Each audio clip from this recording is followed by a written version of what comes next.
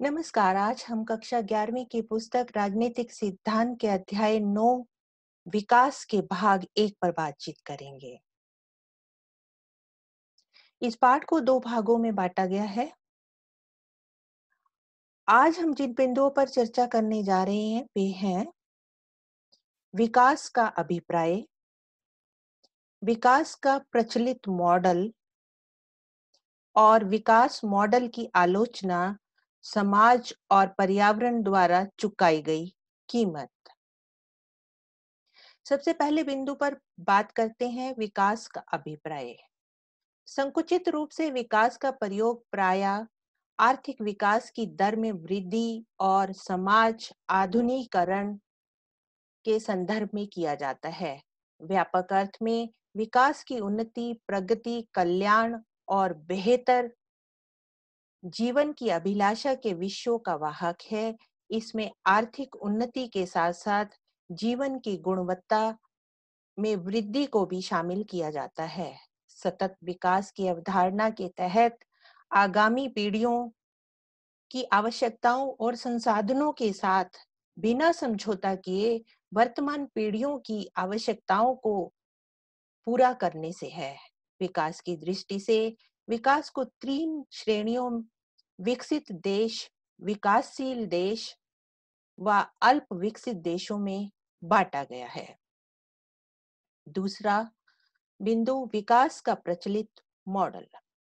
अविकसित या विकासशील देशों ने पश्चिमी यूरोप के अमीर देशों और अमेरिका से तुलना करने के लिए औद्योगिकरण एवं विस्तार के जरिए तेज आर्थिक उन्नति का लक्ष्य निर्धारित किया और यह सिर्फ राज्य सत्ता के माध्यम से ही संभव है।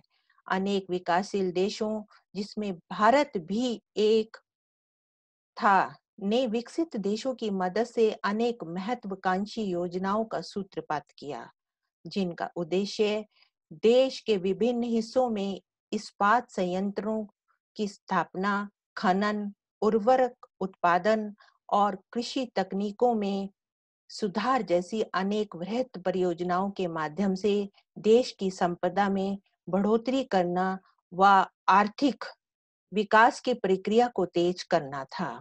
इस मॉडल से विकास के लिए ऊर्जा का अधिकाधिक उपयोग होता है, जिसकी कीमत समाज और पर्यावरण दोनों को ही चुकानी पड़ती है।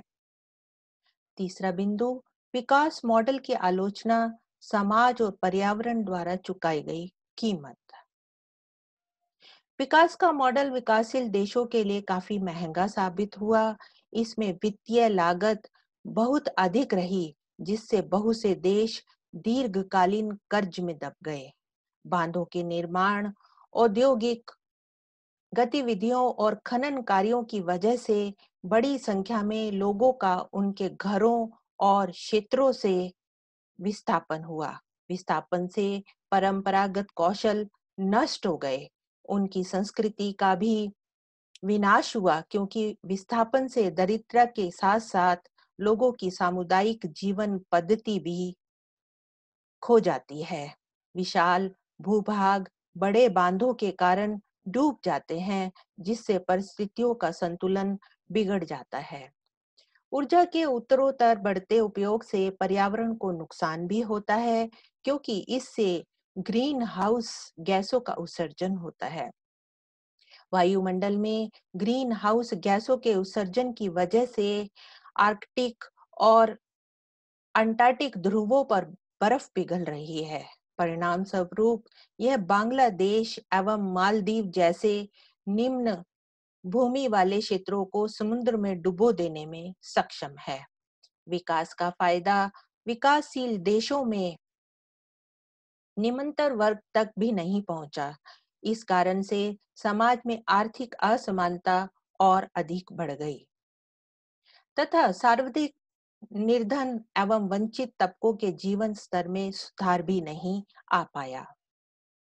अंत में, आज की चर्चा के अंत में हम जिन बिंदुओं के बारे में जानकारी प्राप्त कर पाए वे हैं विकास का अभिप्राय, विकास का प्रचलित मॉडल, और विकास मॉडल की आलोचना समाज और पर्यावरण द्वारा चुकाई गई कीमत।